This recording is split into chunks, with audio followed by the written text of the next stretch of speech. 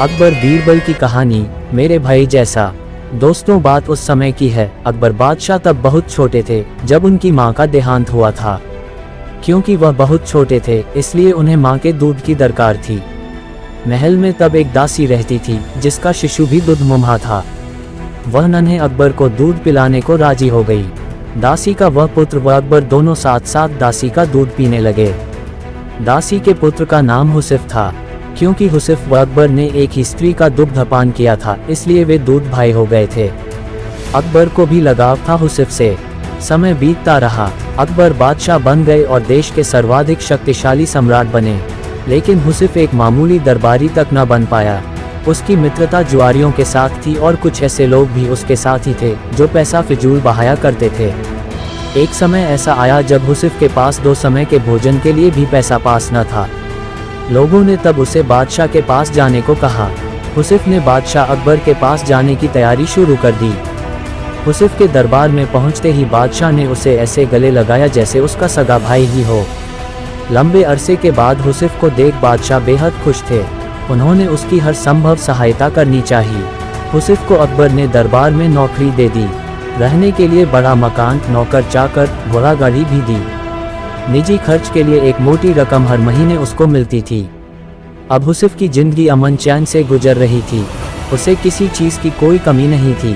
यदि तुम्हारी कुछ और ज़रूरतें हो तो बेहिचक कह डालो, सब पूरी की जाएंगी, बादशाह ने हुसैफ से कहा। तब हुसैफ ने जवाब दिया, आपने अब तक जितना दिया है वह काफ़ी है शाही जीवन बिताने को, बादशाह सलामत। आपने मुझे इज्जत बख्शी, सर उठाकर चलने की हैसियत दी। मुझसे ज़्यादा खुश और कौन होगा।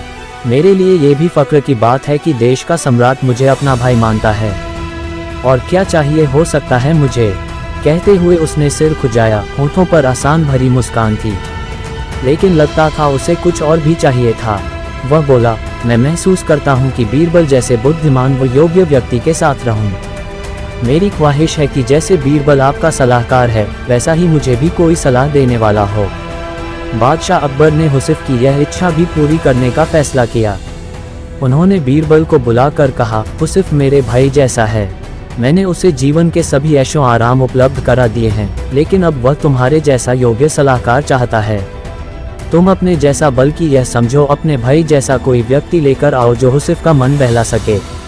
वह बातूनी न हो, पर जो भी बोले नपा तुला बोले। उसकी बात का कोई मतलब होना चाहिए। समझ गए न कि मैं क्या चाहता हूँ।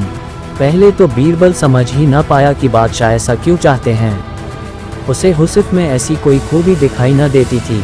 जी हुजूर, बीरबल बोला, आप चाहते हैं कि मैं ऐसा आदमी खोज कर लाऊं जो मेरे भाई जैसा हो।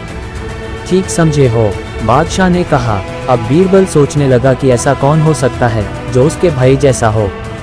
हुसैफ भाग्यशाली है जो बादशाह उसे अपना भाई मानते हैं और उसे सारे ऐशो आराम उपलब्ध करा दिए हैं। लेकिन बीरबल को हुसैफ की यह मांग जची नहीं कि उसके पास भी बीरबल जैसा सलाहकार हो।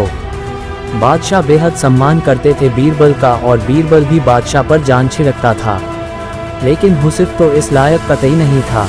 अब बीरबल सोच ही रहा था कि समस्या को हल कैसे किया जाए, तभी पास की पशुशाला से सांड के रंभाने की आवाज़ आई। बीरबल तुरंत खड़ा हो गया। आखिरकार उसे अपने भाई जैसा कोई मिल ही गया था। अगले दिन उस सांड के साथ बीरबल महल में जाकर अकबर के सामने खड़ा हो गया। तुम अपने साथ इस सांड को लेकर यहाँ क्यों आए हो, बीरबल? अकबर ने पूछा। यह मेरा भाई है, बादशाह सलामत।